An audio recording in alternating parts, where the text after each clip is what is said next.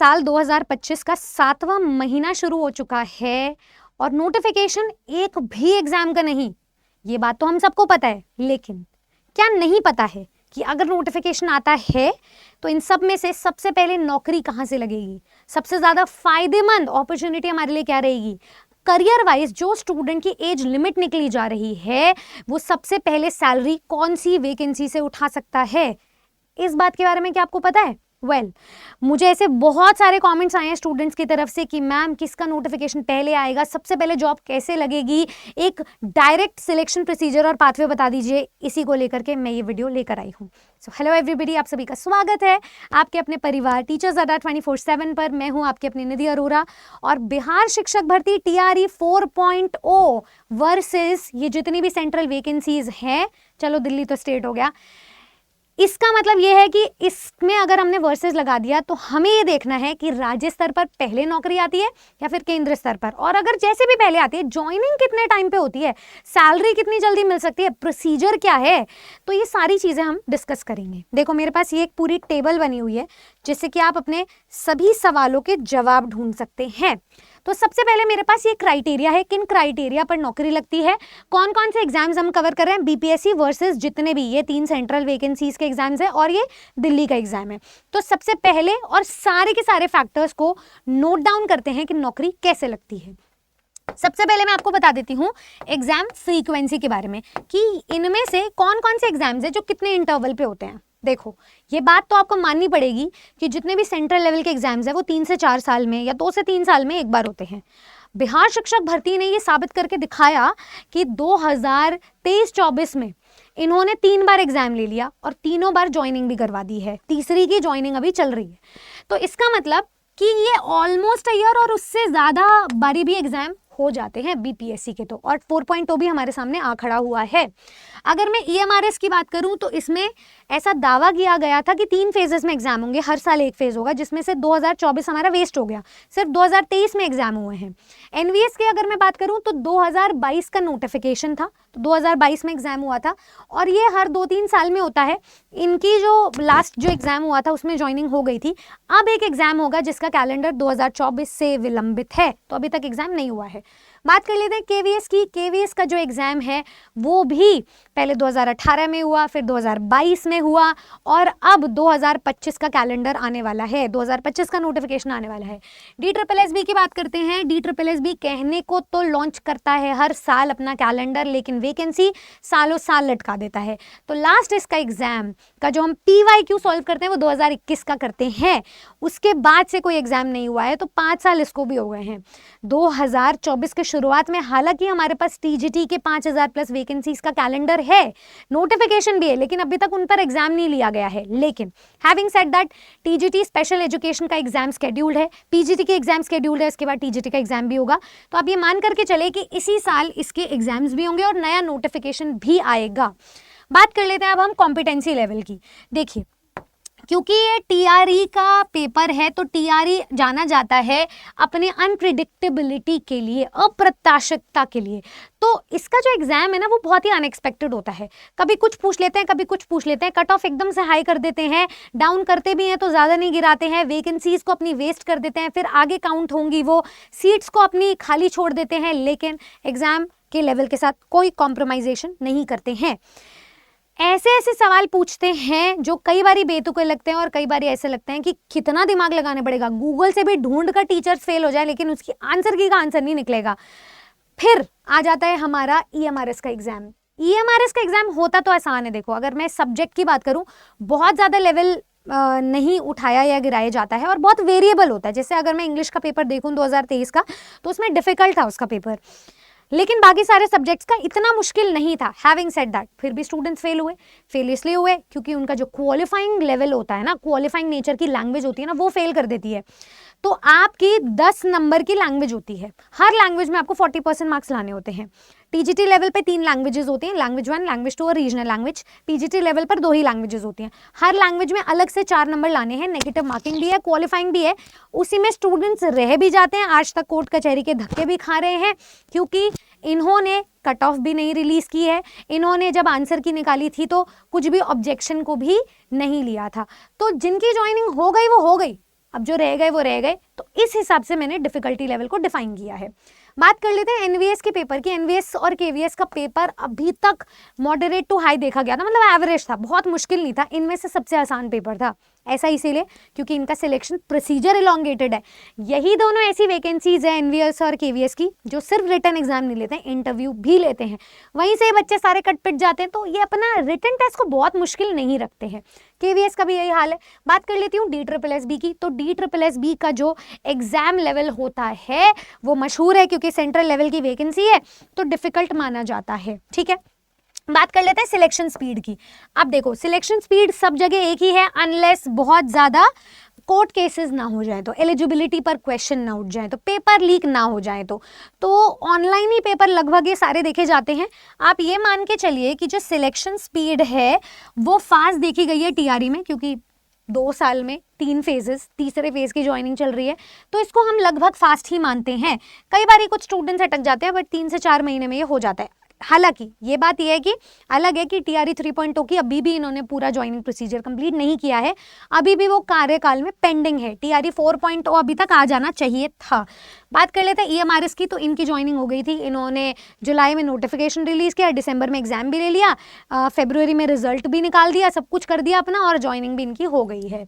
पर वही है कि जो कोर्ट केसेस वाले चक्कर है। बात कर लेते हैं एनवीएस की। इनका ज्वाइनिंग प्रोसीजर मॉडरेट है, केवीएस का भी मॉडरेट है जैसे चलता है, और DSSB का भी मॉडरेट है जैसे सारे एग्जाम प्रोसीजर चलते हैं। इनमें अभी तक कुछ ऐसी बाधा ही नहीं देखने को मिली है।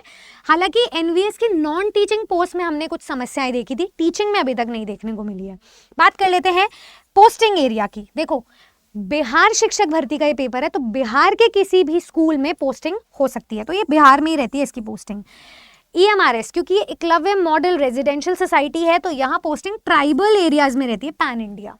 ठीक है, कहीं पे भी। एनवीएस में हार्ड और वेरी हार्ड स्टेशंस में डिवाइड किया जाता है आपकी पोस्टिंग को, कहीं पे भी दे सकते हैं। केवीएस में अर्बन प्लस रूरल मिक्स रहता है, ट्रांसफरेबल जॉब है, पैन इंडिया घूमते रहते हैं। DSSB में सिर्फ दिल्ली के स्टेट में ही होती है, कहीं पे भी दे सकते हैं वो फिर। ठीक है, तो ये आपके पोस्टिंग एरियाज होते हैं। एलिजिबिलिटी क्राइटेरिया सभी का लगभग सेम रहता है, बस यहाँ बीपीएससी का थोड़ा बदल जाता है। बीपीएससी में 4 फेजेस में 4 पोस्ट के लिए पेपर होता है, प्राथमिक, उच्च प्राथमिक, माध्यमिक और उच्च माध्यमिक। अब प्राथमिक और उच्च प्राथमिक वाले टेट लेवल और डीएलएड लेवल से काम चला लेते हैं। ठीक है, और जो उच्च प्राथमिक, माध्यमिक और उच्च माध्यमिक वाले वो बीएड से काम चलाते हैं। अगर माध्यमिक है तो ग्रेजुएशन, उच्च माध्यमिक है तो पोस्ट ग्रेजुएशन, तो ये आपका रहता है। बाकी इन सब में जो आपकी डिग्रीज हैं वो लगभग सेम ही रहती हैं। ईएमआरएस और एनवीएस अपना पीआरटी लेवल पर एग्जाम नहीं लेता है, ये दोनों अपने स्कूल्स के पैटर्न को लेकर के सिमिलर हैं।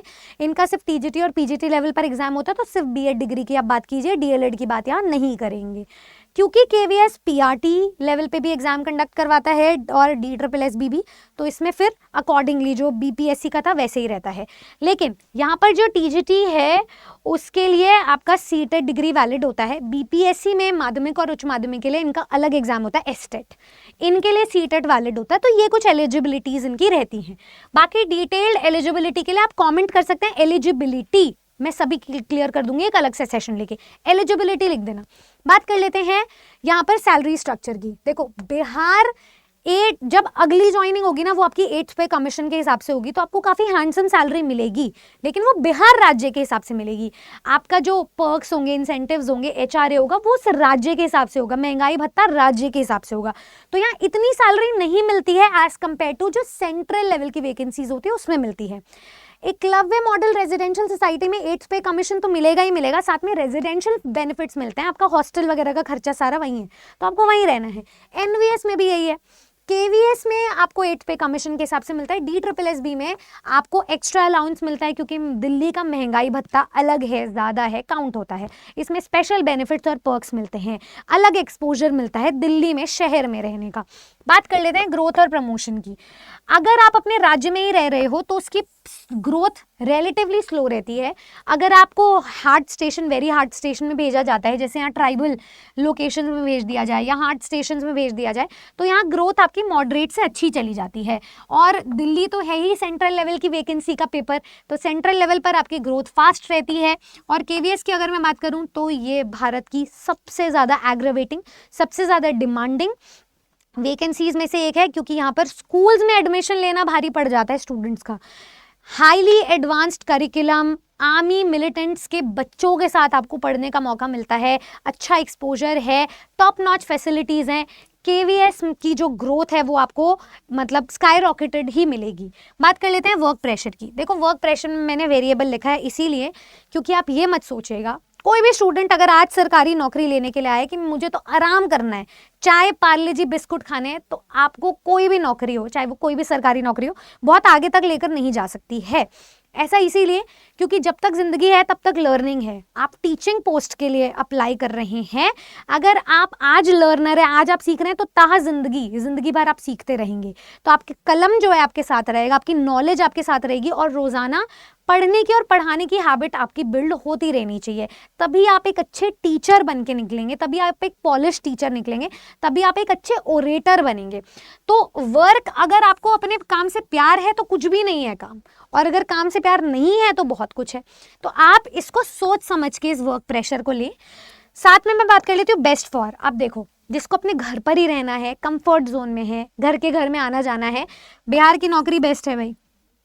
जिसको चाहिए एडवेंचर, थ्रिल चाहिए अपनी लाइफ में, और हाउसिंग रेंट फैसिलिटीज से बचना चाहते हो, हॉस्टल फैसिलिटीज चाहिए, बच्चों के साथ वो इंटरेक्शन चाहिए, रेजिडेंशियल स्कूल्स, बोर्डिंग, तो EMRS NVS है। अगर आपको एक प्रेस्टीज जॉब चाहिए, स्टेबिलिटी चाहिए, तो KVS है। और अगर आपको दिल्ली बेस्ड एस्पिरेंट हो, अगर आप एक कि दिल्ली में रहना है, दिल्ली का एक्सपोजर चाहिए, देखना है कि कैसा मिक्स्ड क्राउड आता है, देखना है कि कैसे स्कूल्स होते हैं, तो दिल्ली में जो MCD, DOE, NDMC के स्कूल्स हैं, उनमें से आप कहीं पे भी अप्लाई कर सकते हो। ये आपके लिए मेरे तरफ से प्रेफरेंस रहेगा। खैर, मैं आपको ये सारी चीज़ें बता चुकी हूँ।